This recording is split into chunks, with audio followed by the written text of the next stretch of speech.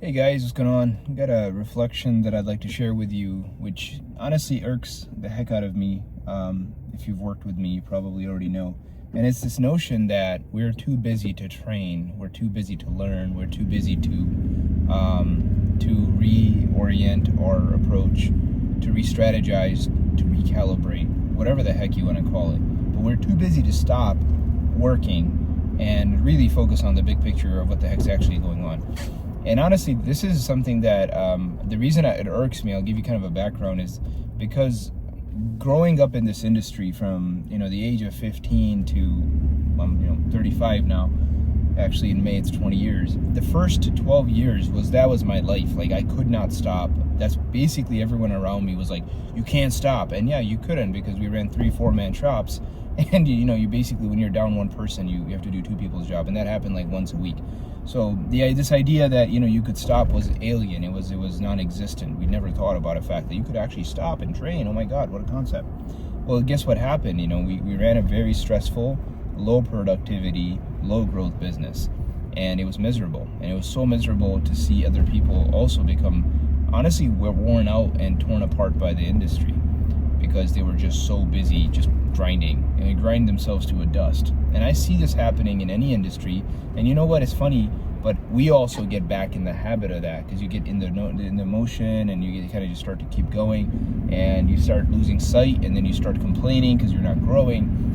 The reality is, guys, that if you want to grow, your growth isn't in the work you're doing. Sure, it is. You can do iterations, you can perfect, get better at the craft. If you're a salesperson, the more reps you do, the better you get. I get all that. However, if you don't stop and reassess, okay, am I doing a good job or not? Then your reps will not get better. We talk about, it takes 10,000 hours or 10,000 iteration or 10,000 reps to get really good at something. Yes, but the caveat is you have to stop after each rep and readjust so that every next rep is better, maybe a 0.001% than the previous one. But you only do that if you stop. That's number one. Number two, you have to think about your life. You have to think about the big picture of what your strategy is here. You have to think about big principles. And honestly, to do anything, there's only like 3 or 4 main things to get good at anything, right? When I talk about the basic principles, like for example, in sales, the basic principles are confidence and belief. You have to believe in what you're selling. You have to believe in yourself. You have to believe in the company. You have to believe in the product. You have to believe in the solution. And you have to have the confidence to be able to deliver the message. As Aaron Stokes taught us, he said, sales is the transference of belief from one mind to another. Now, if you don't learn these principles, I could give you all the scripts and you could just write them off, but you're never going to have the foundation that someone who has understood those two things has. And you can do that by stopping and actually going to a training and learning. Also, the third thing I want to talk about is books. Now, I'll tell you something, man. Books have changed my life. And I'm not saying to be the person that reads every self-help book, because those guys are, we call them some bad words, that all they do is read, they don't do anything. But if you are a person who just doesn't read, period, you might as well not know how to read, because there's no difference between the person who doesn't read and who doesn't know how to read. And I'm going to ask you something. You always say, I'm going to do anything for my family. I'm going to die for my family. I'm going to die for my loved ones. I'm going to die for my country. And the funny thing to that is, would you read a book for your family? Because I'll tell you that 1 book, 2 books, 3 books, if you just read the main 2, 3, 4 books, How to Win Friends and Influence People, The Richest Man in Babylon, Winning, right? These are some of the basic foundation books. It will change the way you look at the world. It will change it. I mean, I can't tell you that I've seen this so many times. And you can't be bothered.